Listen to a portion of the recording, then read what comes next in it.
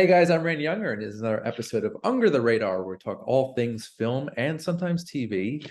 And with me today, I have actress extraordinaire, Miss Gena Shaw. Welcome, Gena. Hello, hello, hello. And I know you have a new film out, a Savannah haunting new horror film, just in time for Halloween. Talk a little bit about the film. Savannah Haunting. It's a Mhm. spooky one. It's about a family that moves cross country to a home in Savannah, and almost immediately upon moving in, the mother starts experiencing all these paranormal weird things that make her start to question her sanity, and spookiness ensues. Okay, okay. What attracted you to the project? I love horror movies, so I geek out and get really excited every time I get an audition for anything that's like horror or sci-fi related. So when it came my way, I was like, this must be mine. And it was a very long audition, and I was like, I have to nail this, and I did. And then I got called back, and I was like, I this is mine to lose. And then I got it, and the rest is history. That's amazing. And I'm just curious, what attracts you to the horror genre? What is it about it you're so, that you're into? What is about this great? Because I love horror too. But what excites you about the genre? Because there's so many subcategories to it. Mm. It's anything that is fantasy, sci-fi, horror, anything's possible. There are no rules, or there are some, there are a couple of rules here and there, but there's so much freedom to explore anything and everything. Mm. And with horror, there's horror comedy, there's like slasher, there's, and now I'm forgetting like all the subgenres of it, but there's just so many things. So whatever you're in the mood for, you can find in horror, and you can just, to me, it's just a fun ride. And I love monster horror because I'm like, what kind of monster? Show me something I've never seen that doesn't exist, Mm-hmm. and then scare me with it. I love it. Yeah. Is there do you have a dream role? Is there a dream horror concept that you'd want to make a movie, be in a movie of? I mean, let me tell you, if I could be Ripley, Yeah. like who, if you love, no, Ripley is the most badass. Can I curse? Well, yeah, that's fine. But like a little bit, I can say badass. Okay. That's fine. She is she is the queen. She, to me, is just, I love, she's so kick-ass, badass. And Yes. she's fighting an alien monster. I mean, it's just the best. It's definitely one of my favorites. So if I could fight an alien, I would be really happy. You know what? I could see you as Ripley's daughter in a movie, in like a prequel movie. Because remember in Aliens, they showed her a picture of her daughter. That could be you. Do a prequel to that. I love it. And Hello. yeah, I could definitely see you kicking some ass with that assault rifle and Give me a flamethrower. Give me yeah, anything. do I'll find it. a way. Oh, so yeah, that would be like, because she's so strong, Right. but she's like fearing for her life every single second, but she's like, nah. Oh, I love it.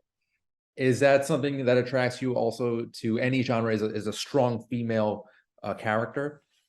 I mean, yeah, I mean, I guess so, because for Halloween, I always dress up as iconic horror sci-fi, Okay. like female horror sci-fi characters. So yeah, I mean, it's nice to see strong women doing tough things, in like just kicking, I keep saying kicking ace, You, but you could say ass, it's fine. I love seeing that. I love seeing, yeah, I guess I do. I do. Okay, cool. Um, so a Savannah haunting. So this is obviously a haunted house type story, Mhm. middle of nowhere, family.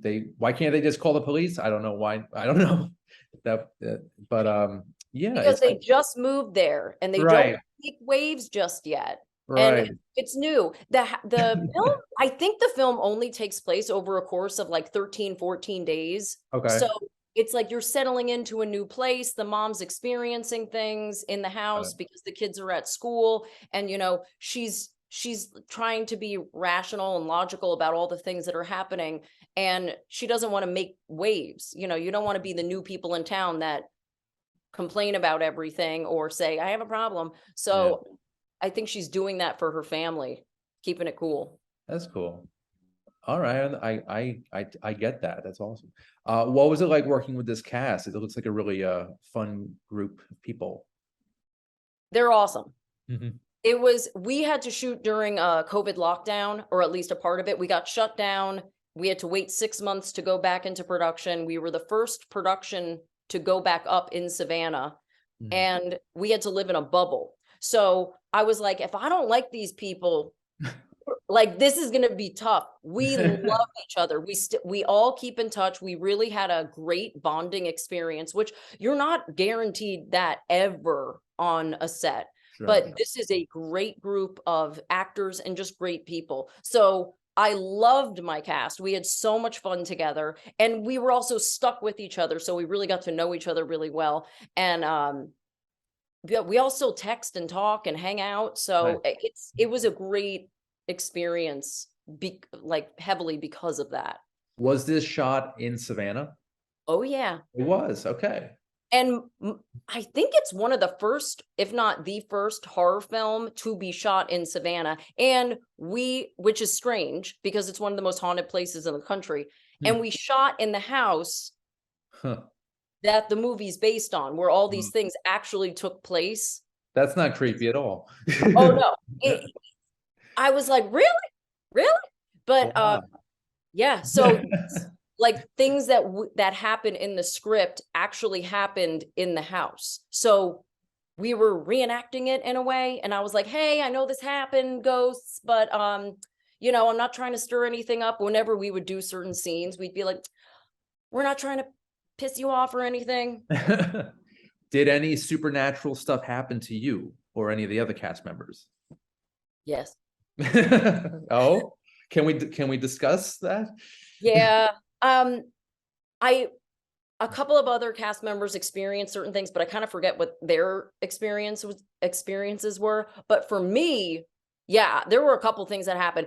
There's this one room that we shot a lot of stuff in, and there's this little bathroom area, and then there's this long closet.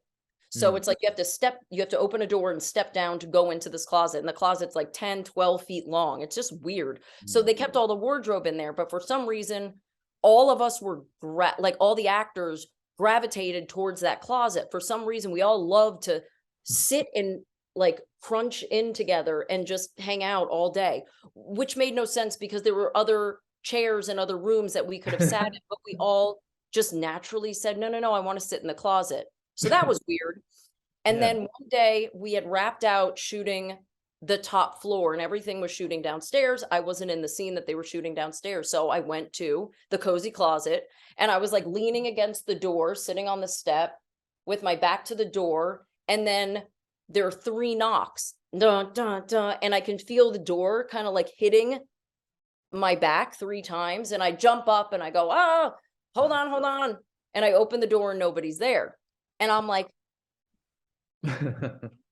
wait a second, because I felt the door. It was someone knocking on the door. So I went downstairs and I was like, hey, does someone need me? What's going on? Someone came upstairs. They were like, no one went upstairs. We're shooting. Make sure you don't walk upstairs. We can't have anyone walk upstairs because of sound. And I'm like, no, no, no. Someone just knocked on the door. And they're like, no one was up there. So that was one thing. Whoa. But then we find out later, like at the end of the shoot, our director Mark's like, you know, that room is the most haunted room in the house. And that closet, when he moved back in there after his father passed, because it was a family home. And he said like every night at the same time every night, he would hear something drag down the closet from here. Like he said, you could hear it move like toward the windows. And he said every night, and he would go up there and nothing was up there. So he said it's one of the most haunted places in the house. And we all gravitated towards that closet. So and we didn't know any of that until the end of the shoot. That's Wow, I love it. Paranormal activity right there. Yeah, no, for real. That's It creepy. That's really legitimately scary. And yes. I, wow, I'm blown away by that story. That's too much. Yeah. And other people did experience some weird things, Hmm. and there were other things, and there's like one thing that I won't tell it, but one bizarre thing happened to me. One day I'll talk about it, but I'm like, I will sound crazy, and I'm like, I don't want to put out the crazy thing yet. So, Are you spiritual? Do you believe in the paranormal? oh yeah. Yeah. I I've experienced a couple things. I lived in 2 haunted apartments where things happened with witnesses that I'm like, physics, a physics book. I'm like, who? I'm like, there's no way that that thing could have happened. It's just impossible. And I don't want to live in a haunted house Yeah. after living in 2 places like that. And that made me a real believer because I was like, there's no explanation. So working in a haunted house for a month, like, yeah, it was kind of exciting, but then every day I went in there, I was like, I'm here for work. I was asked to be here. I mean no disrespect." And I had like this thing that I said to the house every Right. single day. Appease the spirits. Yeah, just because I was like, I do have to work. I have so I do yeah, I'm definitely a believer. After all the experiences I've had, yes. That could be a good movie in itself. An actress who is constantly plagued by the supernatural and the malevolent beings, just I don't know. It could be a very cool psychological thriller, and you would be the heroine. So I'm digging this. And I'm you're getting some writing it in my head right now. I'll send you the script once it's done. great. That's awesome. So how do you go about picking your roles? I know you have a very extensive filmography according to IMDb. Congrats on that. How do you go about picking jobs? Well, I wish I could say I can just pick them. It's not really up to me. Sometimes certain roles come through and you just like, depending on where I'm at in life or what I just worked on, sometimes I'll say, you know what, I want to pass because I've done this so many times. I want to try to get a role where I'm funnier. I really want to do comedy. I really want to do like a horror comedy. Oh my God. Oh, I've done one in the past and it was so much fun. And I would like, if I did that for the rest of my life, I probably would be really happy. Well, in terms of comedy, I did actually watch the first episode of Dope Sick last night. Oh, yes. And you were really funny in that scene. And I want to give you kudos to that. Thank you. It Yes. was like this, that was like my little introductory moment. And I'm like, I'm going to put in a little funny wherever I can put in something kind of funny. I always try because I love funny. Good. So I wish I could say I had more options, but sometimes you just have to work with what you're offered. Yes.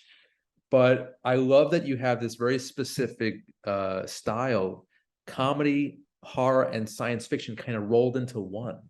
So that's very unique, and I respect that. Thank you. Yeah. So let me see here. So going back to horror, I just want to mention that because the new movie Halloween Ends came out, I didn't love it, but I did go back and watch pretty much all the Halloween movies since 1978.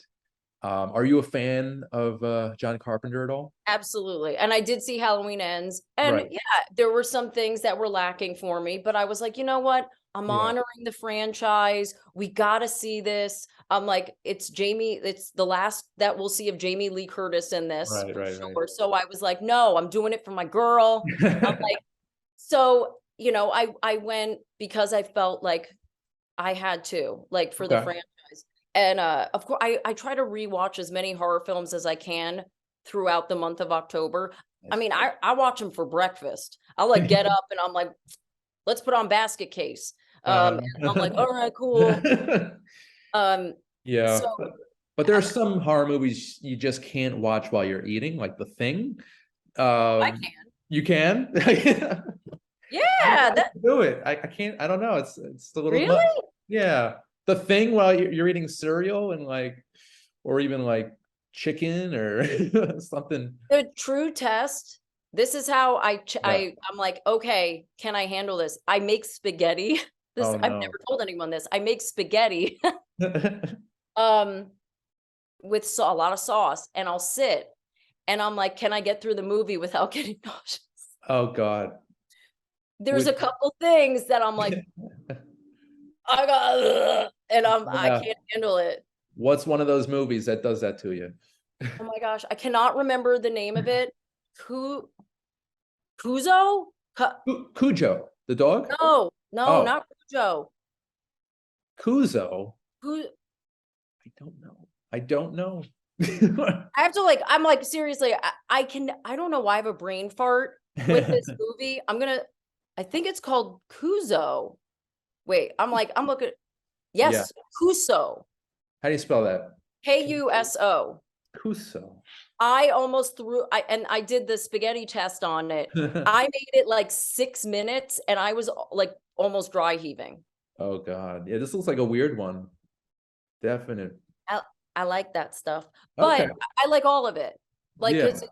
but, oh, and it was a Korean horror film and I couldn't it didn't pass the spaghetti test. Oh wow. Yeah. It was so, I don't know if, I don't know which one it was, but yeah, I've never told anyone that I do a spaghetti test because it sounds so weird, but to me, it's like a game Huh. of like, how much can I handle? That could be a good YouTube web series, actually. Um, I need to start making notes based on Yeah, something yeah. we talk about. This is all gold right here. This is Oh my, I'm really writing this down right now. You better have me on for that. Oh my gosh, I would love to. That's awesome. So any projects coming up other than Savannah that you can mention? I just wrapped on a couple things. I'm not ready to talk about them yet. Want to make sure I have like full on permission to. Not horror related, Okay. but I'm always looking for my next horror thing. But right now I'm kind of in the mom category. And Okay. while I love strong female characters, I also love strong like female villains. I like the evil ladies too, because to play a villain, that Yeah. so much fun. That's I'm what like, I hear. Yeah. yes, like I want to be the one terrorizing Yeah. and then make you laugh. I'm thinking kind of like Kate Blanchett in one of those. She was in Thor, I think it was Ragnarok. Hmm. She had the whole get up, she had the horns, the dress flowing, very ominous looking, and she looked like she was having fun there. Oh yeah, well, she can do no wrong in my book. She's amazing. Are there any actresses that have inspired you in your craft? You know, they're not like the big, I mean, yes, the big actresses, everybody's like, oh, but Toni Collette Yep, is she's very good. brilliant. And when I loved her, I love Ari Aster, however, Mm. Hereditary was so haunting. I was crying, I was nauseous. She was so brilliant in that. And I'm like, holy crap, she can do anything. It was so impressive. I'm like, she really is just, I love, love, love her. But that movie, I don't think I can watch it again. It was so Yeah, emotionally taxing for me that I was like, it's heavy. Yeah, I ooh, loved her. I loved her, and the first thing I think I ever saw her in was The Sixth Sense, and she was yep, phenomenal in that too. So yeah, she can definitely do horror thriller really, really well. really well. I saw her in Muriel's Wedding when I was a kid, Okay. and I was obsessed with that movie. I did not see that one. Yeah, I'll add it to the list. It was like early 90s, I think. Okay.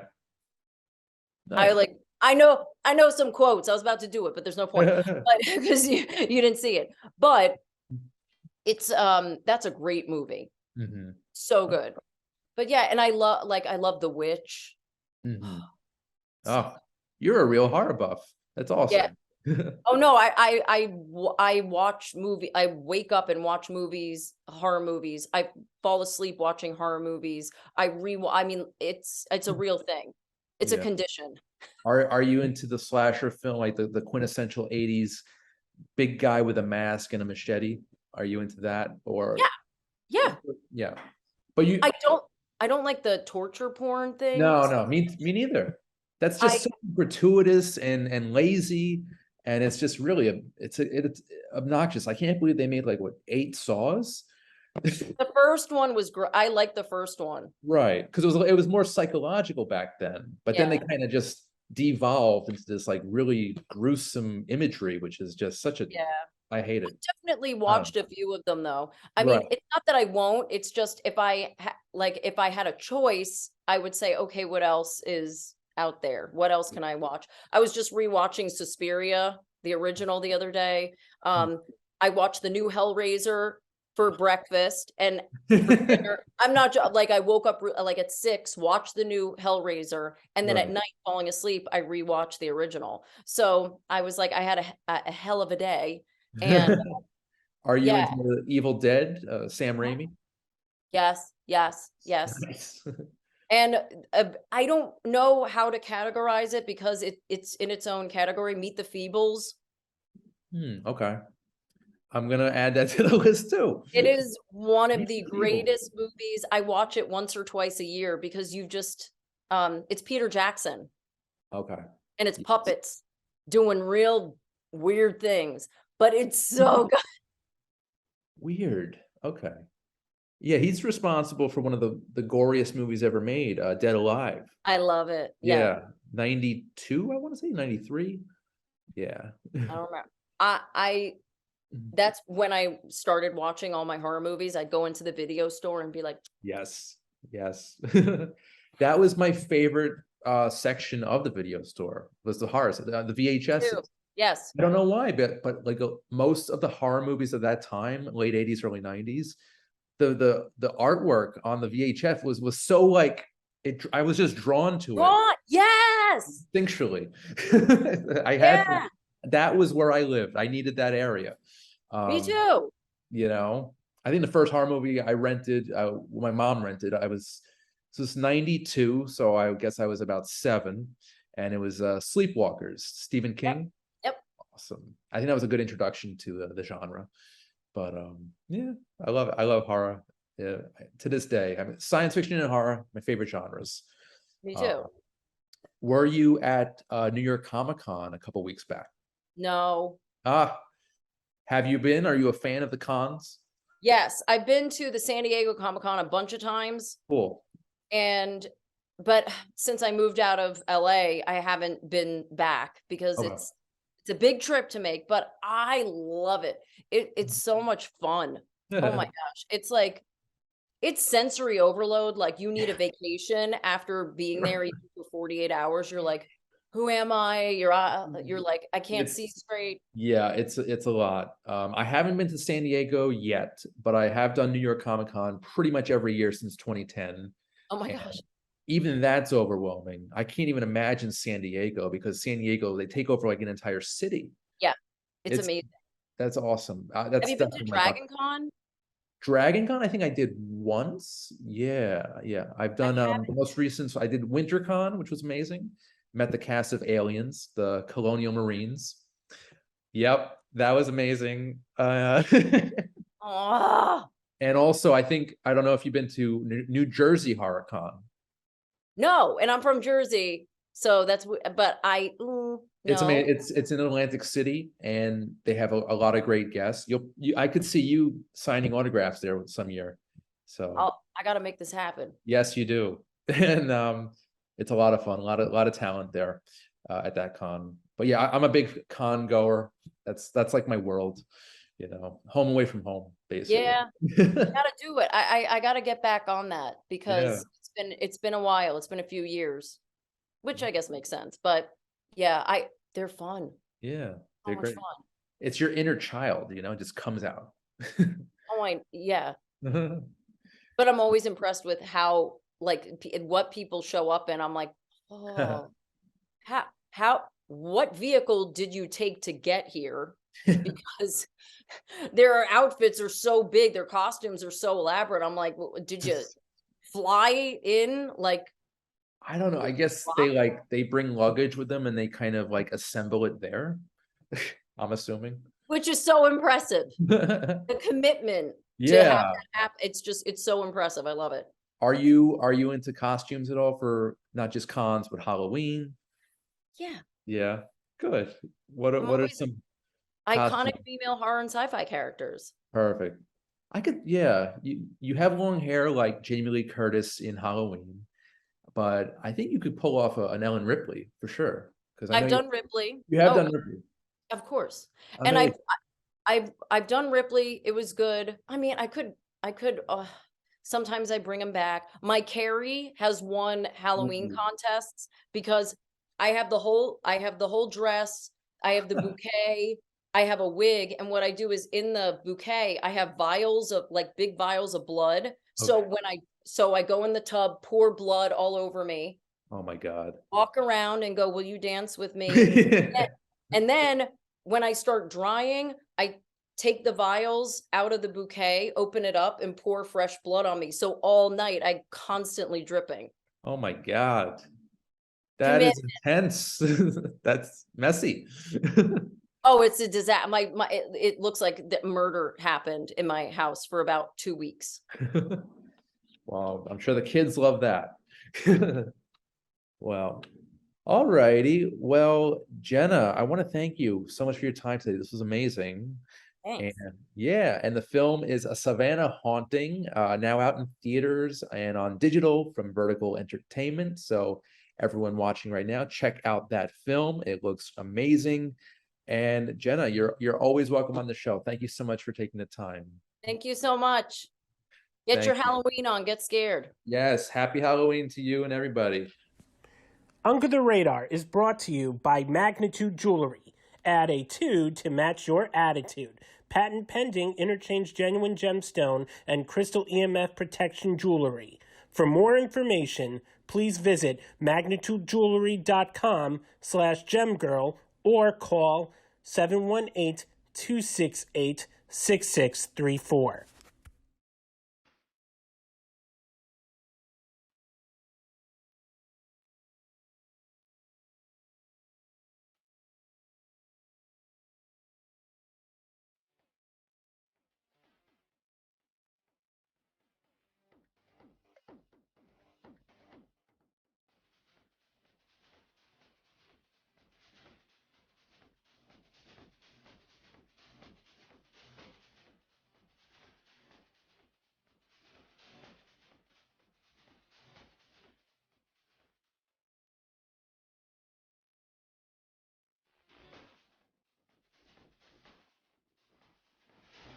Hey guys, I'm Randy Younger, and this is a very special edition of Under the Radar, where we talk all things film. And with me tonight, I have a very special guest, actor extraordinaire, Courtney Gaines. You might know him from such classic films as Children of the Corn, Back to the Future, The Burbs, Can't Buy Me Love, and now Queen Bees. Courtney, welcome to the show. Thank you very much. I think Under the Radar, that would sum up my career pretty well, I think. So, yeah. Oh, no. Oh, I think so. I think my career has been very much under the radar in a lot of ways. You know what I mean? But that's nothing wrong with that. But I like it. I like it. It's clever. It's a clever title. Yeah, and I love your career. So I want to thank you, sir. Thank you. Yeah. So you have appeared in two of my favorite films, Back to the Future and The Burbs. Tell everybody, what was it like working on those two iconic films? Sure. No one knew, Back to the Future would be as huge, the trilogy had become as huge as it did. We knew Spielberg was involved, but Robert Zemeckis was not the big director he is now. He was on up and come, but he wasn't, what he is now. So my big thing was I just knew Crispin Glover already, because the first thing I ever did was an AFI film with Crispin, and I love to tell the story because it's funny. And I always forget the name of the title of the project, but you could pick up the whole thing called the Beaver Trilogies. Sean Penn played the same role once. Crispin did, and somebody else well known, and it's still out there to this day, which is crazy. Crispin says it's the best thing he ever did. But so I got to tell the story of that project real quick. So it's my first thing. We're doing Smoking in the Boys' Room. That's what the director says. Just go on, and all of a sudden the bathroom door opens, and it's Crispin Glover dressed like the black outfit of Olivia Newton-John in Grease. Oh my God, that is horrifying. And he's like, hey, guys, what's going on? And I thought, this is crazy, but this actor is brilliant. Who is this guy? And so we became friends. And then when I got on Back to the Future, and he came right up to my trailer and was like, hey, so that was great because all my scenes were with him. And so someone I knew. So I felt very comfortable kicking him or doing whatever I had to do because I already knew him, so that made life easy. But, great project to be part of. And we shot that scene, The Enchantment Under the Sea, for probably 3 days. That Robert Zemeckis got it from every possible angle you could conceive of. And because, hey, it's the end of the movie, right? It needs to be done right, and they had the budget to do it right. The other twist on that is that Eric Stoltz was on the project when I first started. So when they did the reshoots and they brought in Michael J. Fox, I was under contract still, so they had to pay me for like 5 weeks for a job that should have been 3 days. So that was a complete financial blessing in my life that, the residuals come to this day. And I'm always just like, thank you for the That's awesome. Back to the Future saved my butt many a time in my life. Cool. I love to hear that. I love to hear classic stories of that nature, and that your experience on that classic film. It was a special one. And then we got to talk Burbs, which is behind you with my favorite guy there, Bruce Dern. Come on. So the thing that really stands out about that was I didn't realize how fortunate we were to be working. There was a writer's strike during that time that we got just under the radar, and everybody was talking about it, but I was young and I had just been working kind of nonstop in the 80s. And I didn't really know any better how lucky I was. But so because of that, literally Universal was a ghost town. There was us and Fletch 2 were the only projects being shot on the entire lot. And we were shooting at night. So we'd go there to be like practically nobody there most of the time. Wow. And so it's pretty wild to have sort of have the whole lot in that famous cul-de-sac we shot on, which is famous. I mean, the Munsters was shot on there. Desperate Housewives. I mean, the list just goes on and on. So it's so great to be part of that Universal history that, we shot on that famous cul-de-sac. But Bruce Dern's my guy because, he really took the time to look at the kind of work I was doing and recognized it and came up to me and was like, hey, you're doing good work, Hans. And, he really took me under his wing and gave me confidence that what I was doing was working. And he gave me great career advice. And we recently got to do a movie together called Hellblazer, I guess the end of 2019. It was just great to catch up with him again and just thank him for how kind he was to me. Because I was a big fan of his. And so for him to recognize my work at all, still to this day, means a lot to me. So was there a lot of rehearsal time, a lot of takes when he has you in that choke? No, we got that quick. But that famous line, hey, Pinocchio, where you going? That was something he improv. Many of the best lines he does in that movie, he improv. He's always doing that. That's his way. But he comes up with great stuff. Like, it's like, not like he comes up with duds. It's like he comes up with his mind is, working with him this last time, he's 70 years old. His mind is still working twice as fast as mine. I can't keep up with the guy. You know what I mean? He's just riffing, he's just brilliant. So you would call that a career highlight, working with him? Oh, absolutely. And like I said, I've got to do it twice now, and that's even greater. But he's one of my, he's one of my faves. And then obviously Burbs as a whole was a challenge for me because this character is supposed to be the stranger from a strange land, and everywhere I look, there's like people from my childhood. There's Tom Hanks. I remember him from Bosom Buddies on. You know what I mean? But it's just like everybody was someone I'd seen in movies or television growing up. So that was like the real challenge, was just to let all that go and go, I don't know these people. That's crazy. And also, I wanted to mention another classic of yours. And actually a movie that I just saw for the first time in preparation for this interview, Children of the Corn, my first time. Yeah, well, that's the one that started it all. That was my big break. And safe to say, probably the most recognizable character still to this day, and certainly with doing conventions, that's the number one seller. But what I learned in conventions was that the Burbs is a cult classic to people. It's like, it's the people who love that movie. I mean, they love that movie. Like there's people who tell me they see it once a month. There's people who tell me when I'm depressed, that's the movie I watch, or that's the movie my mom watches, and I'm just like, wow, like of all the movies you could possibly watch, that have been in the last, 100 years, this is your movie. This is like your go-to to make you laugh. That's incredible to me. That's just amazing. It's really great. And you know what, in April, we celebrated Tom Hanks month on the show. Oh, nice. The Burbs was definitely actually we closed out the show, the series with the Burbs.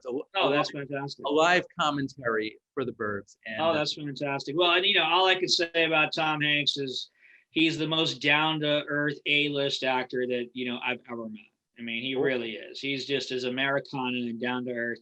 He would be talking about the good old days when he was in college or at Sacramento building sets. You know what I mean? Like he's like that. You know what I mean? He's not like, look at me now. And so he's just not like that. He's just a really down to earth, easy guy to be around, and sets a really great tone on a movie because he's not acting, he's not divaing anyway. Who else is going to be able to do that? So have you worked with him since? No, but I've auditioned for his company Playtone more than once. Just to give you another example of how down to earth he is. I auditioned for what was that miniseries, that war miniseries that they did? Pacific? No, it wasn't Pacific. Band of Brothers was. Yeah, Band of Brothers. So I auditioned for Band of Brothers, and typically you come in a room and they have a reader, maybe a casting director. Usually the casting director assistant read with you, and they're not very good as a role. And that's how it goes. The producers all sit in, behind on a couch and look at you. That's how it goes. Not Tom Hanks. First of all, he had the giant beard. He was filming that the movie where he was on the island. What's the Castaway? Yeah, thank you, Castaway. I was like, what's with the huge beard? But he read with us. Huh. Like that's like I can't tell you how unheard of that is for the star of a project or someone producing the project who's an A-list star. And I'm like, you're going to read with me? And he's like, yeah, it keeps me entertained. It's more fun. And what it does is it just brings the best out of you. You're not going to suck with Tom Hanks. First off, you're not going to suck in front of Tom Hanks. And second off, he's giving you good stuff to work with. So he's getting the best out of you. But I just can't tell you how, that's just so down to earth of him to want to participate with you, right. To act with you, it was just great. So I've auditioned for them several times, and unfortunately I never booked anything, but I always appreciate they bring me into their office, because they do such good stuff, Maybe you'll be back for the Burbs too. That would be crazy, right? There's been, that's one of those things that there's been people out there who've asked for it, but I have no idea what that would be. Or at least a reboot or something. Bring that movie back. Yeah, that'd be pretty funny if they did a reboot. That'd be crazy. But let's flash forward to now. Sure. You're in Queen Bees. Tell everybody a little bit about this film. So the story of Queen Bees is Ellen Bernstein's character goes to a retirement home while she's going to get her house fixed, which then gets destroyed. So then she has to end up living there and finds out it's like high school all over again, except everybody's old. There's cliques and all this stuff. And the guy that wrote it, the producer, that's what he experienced when he put it. His real grandmother went to a retirement home, that it was like high school all over again, which to me is just a terrible thought. I hated high school and would not want to go back, and certainly not want to go back when I'm old. That's not the way I'd want to go out in my later years. So that gives me encouragement to keep my head straight so I don't have to go to a retirement home.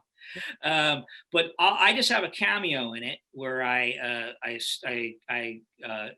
steal Ellen Bernstein's purse and they catch me and the old ladies take me out. But I was really surprised, that it made the trailer, even the 15-second trailer, and it's funny. It's a great little bit, and I guess it was a kind of a lynch point in the movie where the girls bond, But for me, I got the chance to work with, Ellen Bernstein, Anna Margaret, Jane Curtin, and Loretta Devine in a scene, and I wasn't going to pass that up.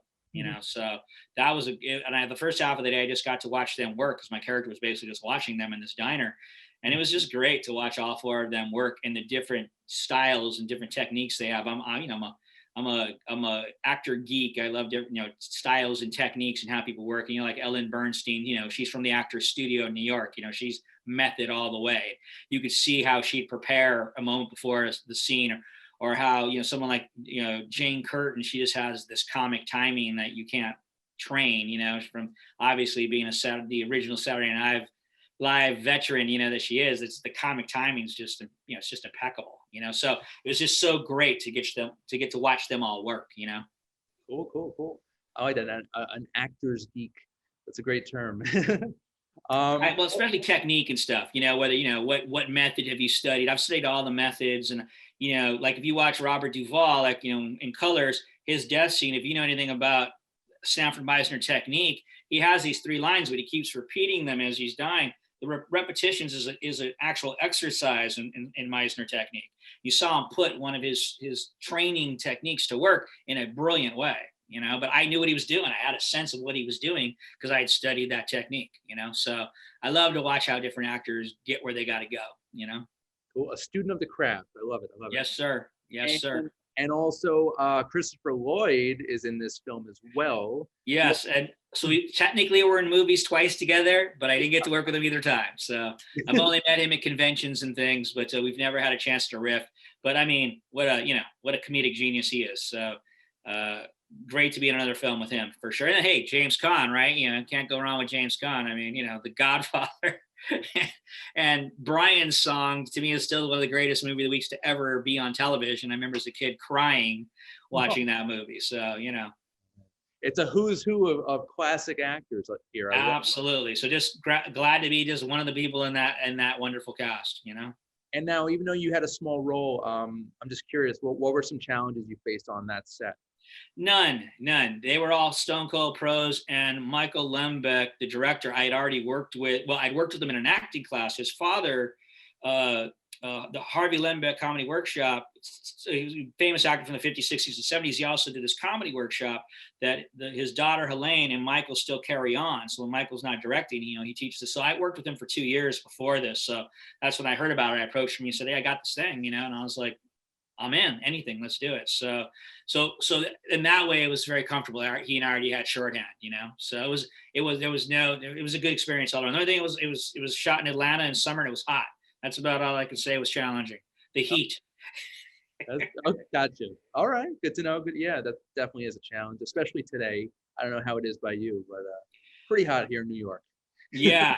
Now I'm in the southeast now, so we're dealing with some of that crazy weather that's coming right now. But fingers crossed, should be all good. But I got a bunch of other things coming out too, so I might as well talk about them because it's like what's happening is this backlog because of COVID. All of a sudden, they're all coming out bang, bang, bang. So one of them's called Await the Dawn, a little horror film that just came on Amazon Prime this last week.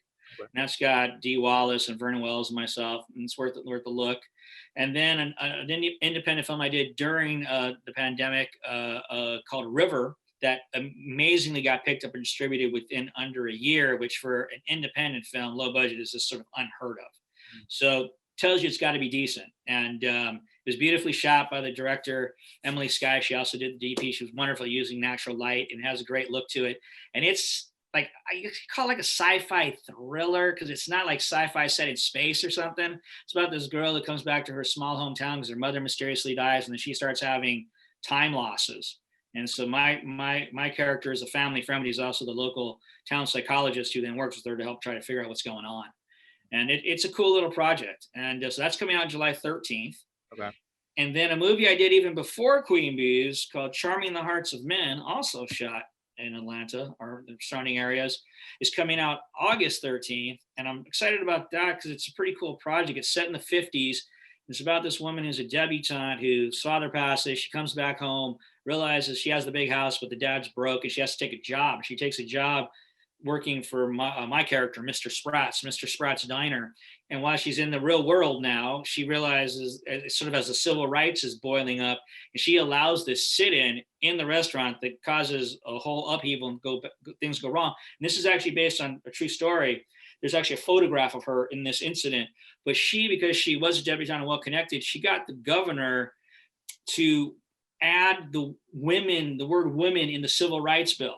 So she had this hand in women's equal rights. So it's loosely based on this true story. I just love doing period pieces, anything set in, anywhere, 50s or Civil War or Westerns. I love all that. And yes, especially science fiction and horror. What is it about those two genres particularly that appeals to you? I don't get a lot of sci-fi stuff. I'm not opposed to it, but I don't know if it's because I'm so recognized in the horror genre, because those are the two like heavy fan based genres. And I've had just like weird bad luck too, where I've gotten the job and then it went away, like things just weird. So I haven't done a lot of sci-fi. I'm open to it. It'd be fun. Horror, I mean, it's just obviously because my first film was such a recognizable, iconic character. I just get a lot of offers to do horror gigs, so if I'm available, I'm working, right? And that's a good, and I take, somebody gives me an offer as opposed to having to audition, I value that, I value people wanting to work with me. So I'm not, honestly, I know people ask me, am I a huge horror fan? The answer is no, I'm not. I don't like violence, but horror, especially bad guys, are a hell of a lot of fun because they get to go completely off the rails. They break all the rules, and that's always fun and freeing and liberating. Bad guys are the most fun roles. Yeah, I could see you as a crooked politician. I that may be coming as I'm aging. I'm starting to age into it. What's happening now is like another. Speaking of horror films, Candy Corn that came out a couple of years ago. I played the sheriff. I ended up helping produce that in the end because they needed some help. But so now I'm getting the sheriffs, I'm getting the psychologist, or I just did a show for BET called Tales. That's an 10 episode anthology. So each show is completely different. And I played a bad cop in that, like one of the leads, like really, really crooked cop. So I'm starting to get some of that stuff as I'm aging into it. So, if you start getting roles in your 50s, they have to be established people, or why are they there? Right? They have to be like the head of the firm, or or the sheriff of the town. It's like otherwise, if you're this old and you're unestablished, you're just like, you're a loser, right? So you have to be like somebody that's established in this town or environment, somebody who's succeeded. So, I call it guys with ties, basically. I'm getting to the guys with ties. These playing Hans Klopek days are long past, I'm afraid. Well, I have a feeling he'll return in the future. I really hope he will. That would be hilarious. That would be hilarious. Is there a dream role? Is there a role you haven't tackled yet that you'd want to? Yeah, I'm looking for roles. Honestly, like what would get me jazzed is playing a lead character who's a champion for like the marginalized, the forgotten, the overlooked, that kind of stuff. I'm a sucker for the underdog. That's the kind of hero I'd want to be. And the example of a movie I use is Al Pacino in Justice for All. Not that I'm, Al Pacino by any stretch of anyone's imagination. He's Al Pacino. He's Pacino. You don't even have to give his first name. Right. And I've never got to work with him, but that would be on the bucket list as well.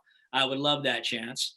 But what I love about that character is he's this court-appointed lawyer. He's dealing with all these people who are, sort of riffraff by society, trying to help them, but it's just overwhelming. And the judicial system's also crazy. And he has that famous line, I'm out of order, you're out of order, the whole system's out of order.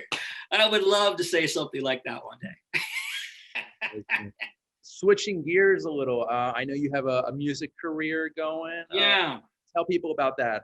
Yeah, so I got two things going. There's a solo album out right now called Acoustic Gains Volume 1, and we just put out our third single on Monday.